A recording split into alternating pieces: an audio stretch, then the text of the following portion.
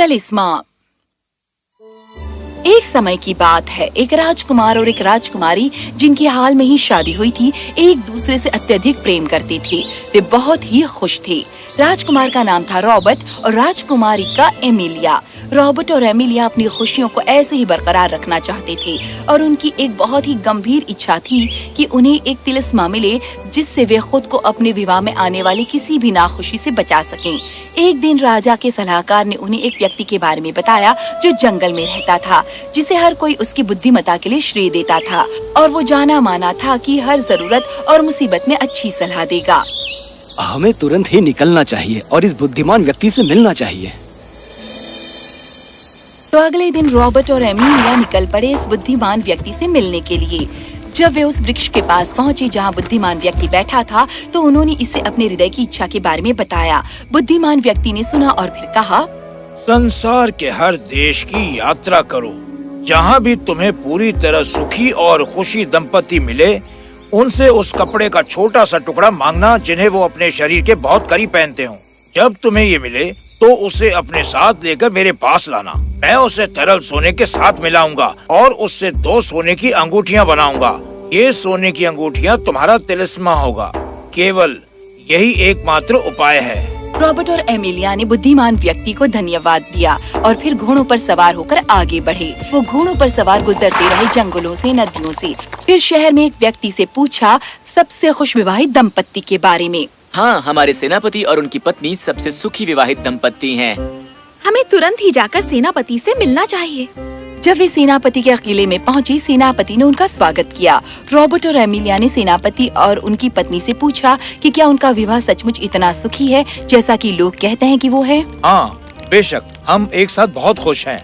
Emilia और Robert बहुत खुश हुए, पर सिवाय एक बात के। वो क्या है? हमारे बच्चे नहीं हैं। हर दिन हम कामना करते हैं कि काश हमारा बच्चा हो, तो उसने हमारे विवाह को सचमुच सुखी किया होता। एमिलिया और रॉबर्ट की खुशी जल्द ही हवा हो गई, क्योंकि ये बुद्धिमान व्यक्ति के शर्तों पर खरा नहीं उतर रहा था इस तिलिस्मा को बनाने के लिए। निराश होकर उन्होंने सेनापति और उनकी पत्नी को धन्यवाद किया और अपनी यात्रा जारी रखी, पूरी तरह सुखी और प्रसन्न विवाहित दंपत्ति की खोज में। जब वे आगे यात्रा करते हुए वे देश आए जहां उन्होंने एक ईमानदार नागरिक के बारे में सुना जो पूरी तरह एकमत और सुखमय जीवन व्यतीत कर रहा था अपनी पत्नी के साथ। उन्होंने उससे पूछा क्या वो सचमुच उतना ही सुखी विवाहित जीवन व्यतीत कर रहा है जैसा लोग कह रहे हैं। ओह हाँ, मैं हूँ। मेरी पत्नी और मैं संपूर्ण तालमेल में रहते हैं। पर अगर हमारा बेटा इतना बीमार और रोगी ना होता तो हम और ज्यादा सुखी रहते। हमने इस देश के सर्वोत्तम डॉक्टरों को आजमाया है, पर कोई भी उसे चंगा न कर सका। एक बार निराश होकर रॉबर्ट और एमिलिया ने एक दूसरे की तरफ देखा। हमें तुम्हारे बेटे के बारे में सुनकर बहुत अफसोस हुआ। उम्मीद है कि वो जल्द ठीक हो जाएगा। हमारी खोज जारी रहनी चाहिए। उन्होंने ईमानदार आदमी और उसकी पत्नी का धन्यवाद किया और अपनी यात्रा जारी रखी। वो पूरे देश में चलते रहे और हमेशा सुखी दंपतियों के बारे में पूछताछ करते हुए, पर किसी ने भी खुद को इस तरह से पेश नहीं किया। चिंता मत करो मेरी प्रिय, मुझे यकीन है कि हमें जल्द ही तिलिस्मा मिल जाएगा। मुझे भी ऐसी उम्मीद है प्रिय, वरना ये लंबी यात्राएं और सभी कष्ट जो हम उठा रहे हैं वो व्यर्थ जाएंगे।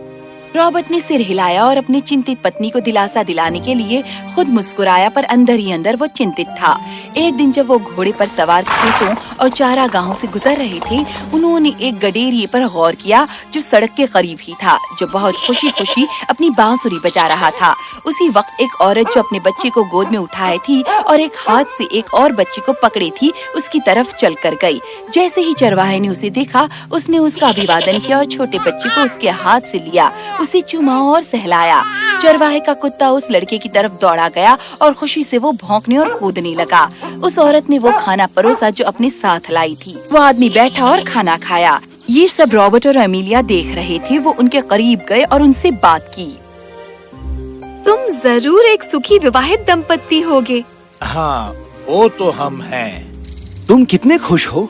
कोई भी राजकुमार और राजकुमारी हमारे जितना प्रसन्न नहीं हो सकते। केवल हम खुश ही नहीं, बल्कि हम संतुष्ट भी हैं। रॉबर्ट और एमिलिया ने एक दूसरे की ओर देखा और मुस्कुराए, क्योंकि उन्होंने सोचा कि अंत में उन्हें उस तिलिस्मा का द्वार मिल गया। ये हमारा सौभाग्य है कि हम आपसे मिले जनाब। मुझे भी हुजूर। क्या आप हमारे साथ बैठकर खाना खाना चाहेंगे? ये ज्यादा नहीं है, पर खाने लायक खाना है। एमिलिया ने रॉबर्ट की तरफ देखा और सिर हिलाया। ना केवल तुम खुश हो, तुम दयालु भी हो और हमें थोड़ा खाने में ऐतराज नहीं होगा। रॉबर्ट और एमिलिया बैठ गए और उनके साथ उन्होंने खाना खाया। उन्होंने कुछ समय बातचीत की, पर जैसे ही खाना खत्म हो गया, रॉबर्ट ने सोचा कि वो जल्दी ही उस गडेरिये से एक टुकड़ा मांग ले। खाना बहुत ही स्वादिष्ट था। हम दोनों तुम्हारे आभारी हैं, पर मुझे तुम्हारा एक और एहसान चाहिए। पर मैं पहले आपको ये तसल्ली दिला दूं, यदि आप हमारी मदद करें तो आपको इसका अफसोस नहीं होगा। बेशक, वो क्या है? उस सूती कपड़े का एक टुकड़ा हमें दे दो जो आपके शरीर के करीब हो, और हम आपको इसका अच्छा खासा इनाम देंगे। सूती कपड़ा? हाँ, देखो हमने कई दिनों तक कष्ट उठाया है एक सच्चे सुखी वैवाहिक दंपत्ति को ढूंढने के लिए, और तुम दोनों में हमें ये मिला है।